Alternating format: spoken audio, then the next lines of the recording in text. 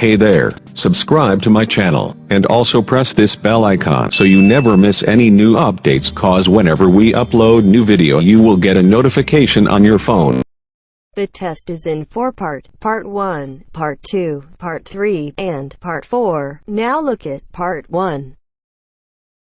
Part 1. You are going to hear a conversation between Don and a rental agent.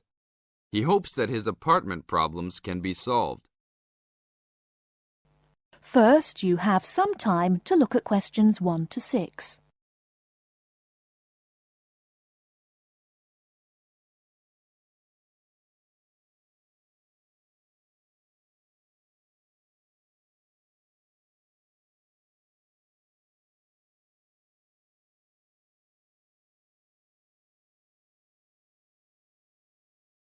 We shall begin.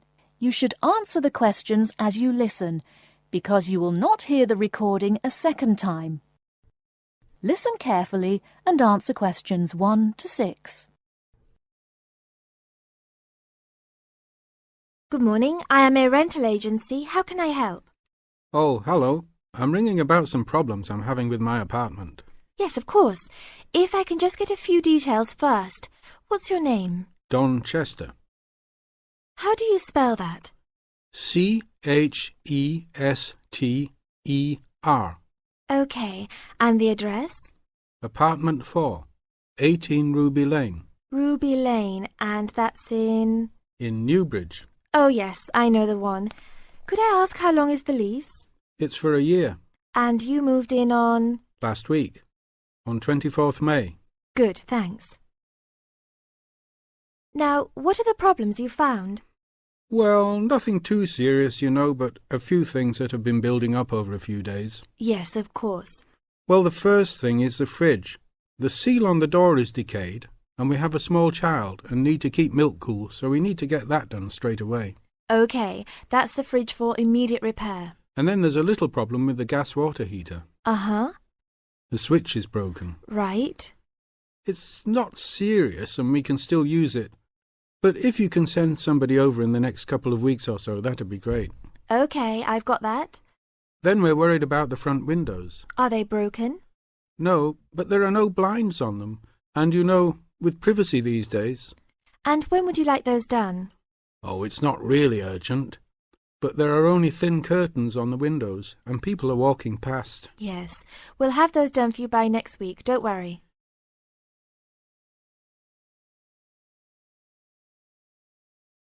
Before you hear the rest of the conversation, you have some time to look at questions 7 to 10.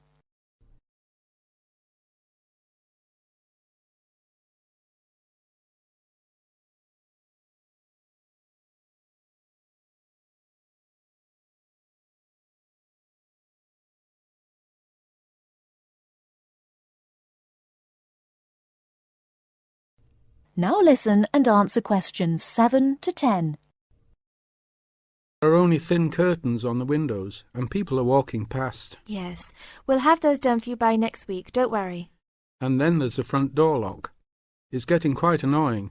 It often jams and we sometimes have to fiddle with it for minutes before we can get in the apartment. I'd really like to get that fixed up right away. That's no problem. And then the last thing is the shower curtain. It's torn. Oh, right. We can get a new one and have it to you in the next week, if that's all right with you. Yes, that's okay. Anything else? No, that's all. Okay, fine. What we'll do now is get someone over to you this afternoon if you're home. Well, I'll be out for a short while. Okay. Tell us your preferred times. Well, the best time is about 2 o'clock. I'd have to check that with him. And if he can't get there then, what would be your second preference? Oh, any time up to 6 p.m. would be fine. Okay, I've got that. Great. Thanks very much. That's fine. Thank you for calling. Goodbye. Goodbye. That is the end of Part 1. You now have half a minute to check your answers.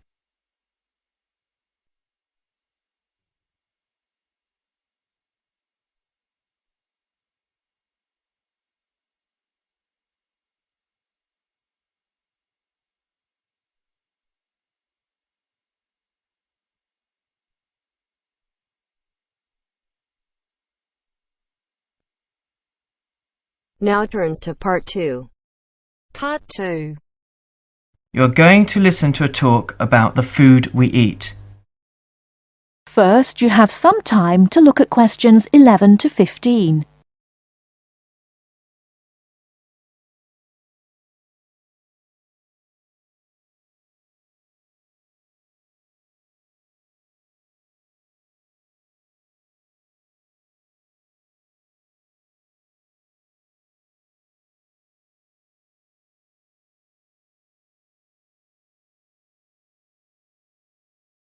Now, listen carefully and answer questions 11 to 15.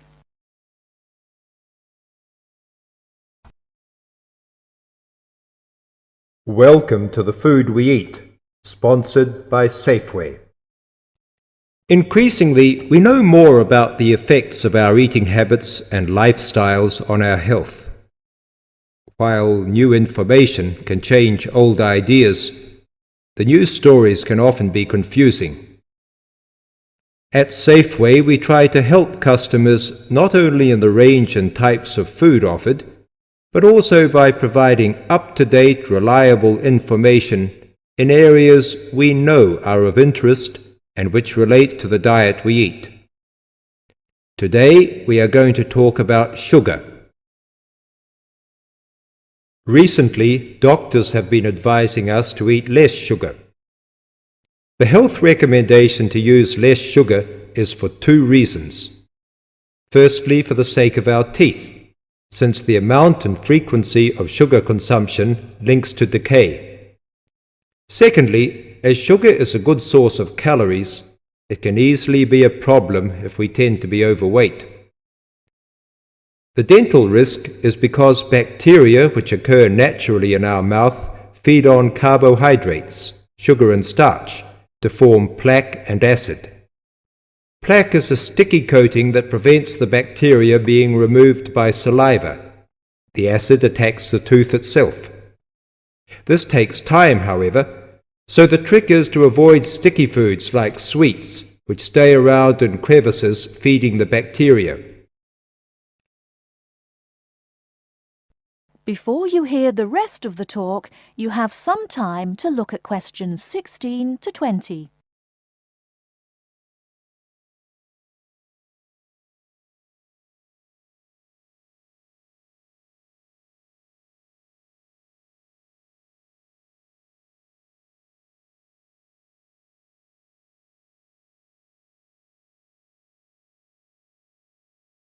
Now listen and answer questions 16 to 20.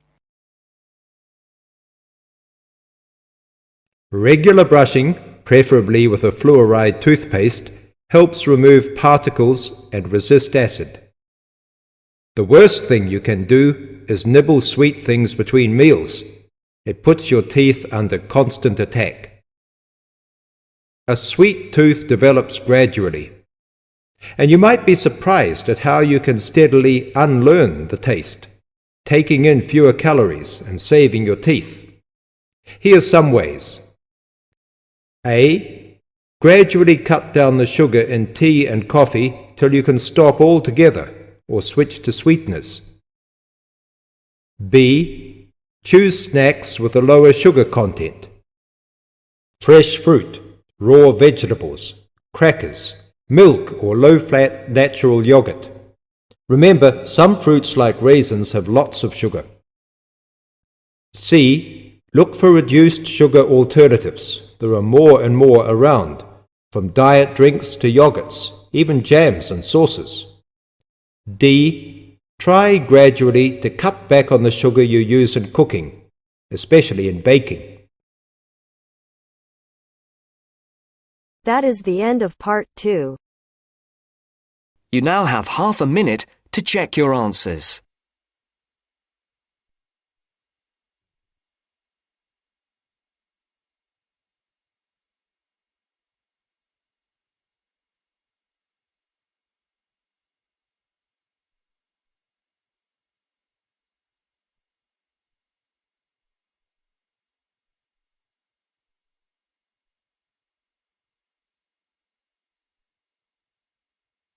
Now turns to part 3.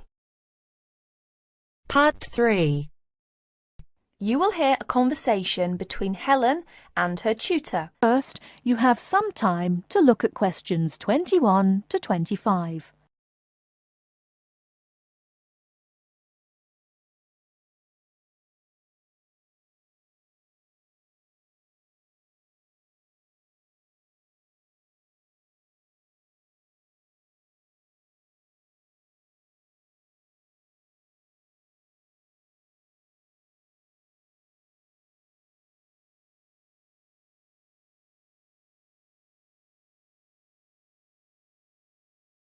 Now, listen carefully and answer questions 21 to 25.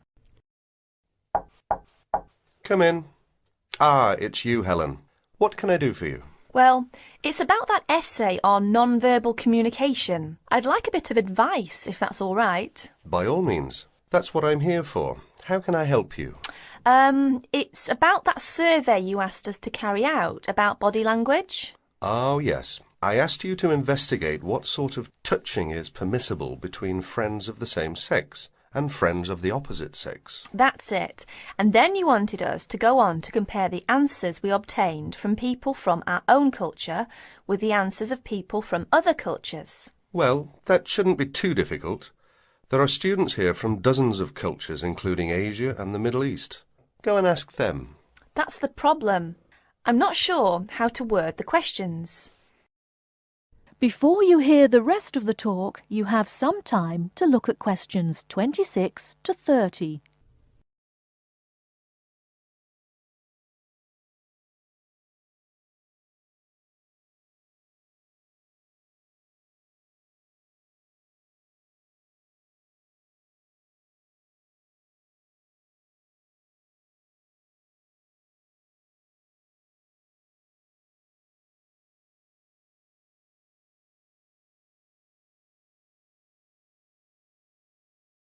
Now listen and answer questions 26 to 30. Go and ask them. That's the problem. I'm not sure how to word the questions. I think I've got far too many. People don't want to be bothered answering them all. Is that the list of questions you have with you? Let's have a look. I see. Your basic idea is fine. You've got a checklist of the parts of the body we mostly use to touch people with, and a checklist of the parts of other people's bodies that we usually touch. But you don't have to go right through the list asking a separate question about each item. You can make your questionnaire much shorter if you ask open questions. Open questions? What are they? Sometimes we call them WH questions. What, when, where. Those are examples. Oh, I see. Yes, we learned about them in grammar. I hadn't realised how useful they turn out to be. I could just ask one open question about each subject and tick the answers I receive. That's right. Now, let's have a look at the list of parts of the body you're going to ask about. I see. You've got the head, arm and hand, and, oh, it's over the page, the back, leg and foot. What about the shoulder and the thigh? They're important areas, and there are some others you should include too. Oh yes, of course. I was in a rush and forgot those. What about asking people how they feel about being touched? Surely it's hard for people to put that sort of feeling into words. Yes, you're right. That's why it's essential to work out a rating scale for each response. Can you tell me a bit about how to use rating scales? Well, there's no way to measure how strongly a person feels about something, of course. All we can go on is what they report about their feelings. So what we do is offering them choices of ways to express how they feel. Very strongly, strongly, or not at all. That would be an example of a rating scale. In this case, as your survey is only a small trial sample, I suggest you use that 3-point rating scale I've just described. Very strongly, strongly, or not at all. That'll be enough to enable you to draw some broad conclusions. You may go on to refine your survey later if you decide to specialise in the study of non-verbal aspects of behaviour. Thank you. I'm much clearer now. Could I ask you one last question? I'm afraid I've got a brain like a sieve, but I just can't remember the technical term you told us for the study of touch. It sounded like happy, but of course it isn't. Oh, you mean haptics. Haptics. Of course, haptics. That's it. Happy to be of service. That is the end of part 3. You now have half a minute to check your answers.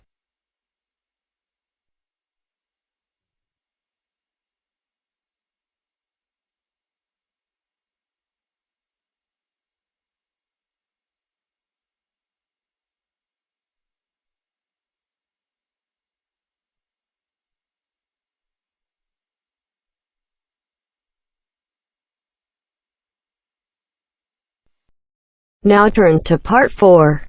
Part 4. You'll hear an introduction about the tutorial courses of the physics school. First, you have some time to look at questions 31 to 40.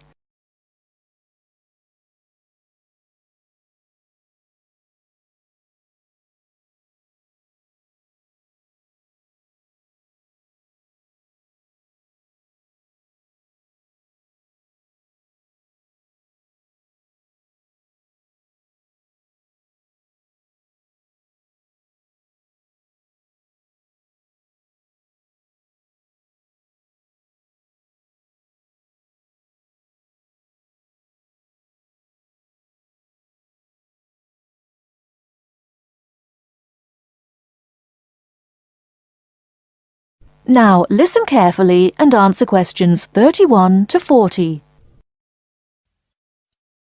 Welcome to Orientation Week. This is the physics school session, and we'll welcome Professor Smith, the head of the school, to introduce you to the tutorial system. Welcome, Professor Smith. Thank you. You may have noticed life at university is totally different from that of school. For you, tutorials are an important part of the teaching program. Tutors are the primary contact between undergraduate students and the school. A tutor is the student's personal tutor as well as their academic tutor. Tutorials for physics undergraduates consist of 6 students who meet each week with their tutor for at least 50 minutes. For radiographer students, tutorials will normally consist of a group of about 10 students who will meet fortnightly with their tutor for a period of at least 50 minutes. In the first semester, the tutorials are during weeks 1 to 11. For semester 2, they are during weeks 14 to 24. Everybody involved is expected to be present and on time, and the tutor will also be available in week 12 and 25 to discuss problems that arise during revision, but attendance by students is optional. Now I'm going to introduce to you the stages and activities of the tutorials. The induction period is from week 1 to 3. I know that a significant minority of you experience culture shock during your first few months at university, and the important function of this stage is to identify students who are having difficulty integrating into the academic program. In particular, tutors should check your attendance of lectures, tutorials, laboratory sessions, and this sort of things. Tutors also help you tackle work in a systematic and effective manner. Stage 2 begins from the 4th week. Some tutorials of this period are to be devoted to discussion or going over the students' lecture notes, but approximately 50% of tutorial time is to be devoted to coursework. You should finish the weekly homework assignments of 2 hours duration with at least 50% involving written work. At least 8 homework assignments during the year should involve answering problems set on coursework. The written work collected by the tutor should be marked within a week of handing in, and generally the assignments should be graded. The 3rd stage starts from week 8 till the 10th. During this period, math and 4 core physics programs are included. The majority of tutorial time should be devoted to work which support the lecture programs and laboratory work.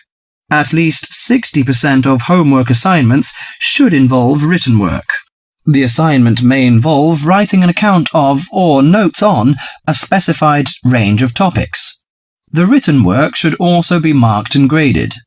Short oral presentations by students should be included. They are possibly on general physics topics or essays. The last week's personal development planning is a structured and supported process. The primary objective for PDP is to help you to become more independent and confident, self-directed learners and encourage a positive attitude to learning throughout life. It is undertaken by yourselves to reflect upon their own learning, performance and achievement, and to plan for their personal, educational and career development. Finally, if without evidence of good reason you miss more than 2 sessions during a semester, or if the tutor is not satisfied with your progress, the matter must be immediately referred to the program director, who will normally issue formal warning, verbal and written. This will inform you that your place at university is under threat of withdrawal if no improvement is made. That is the end of part 4. You now have half a minute to check your answers.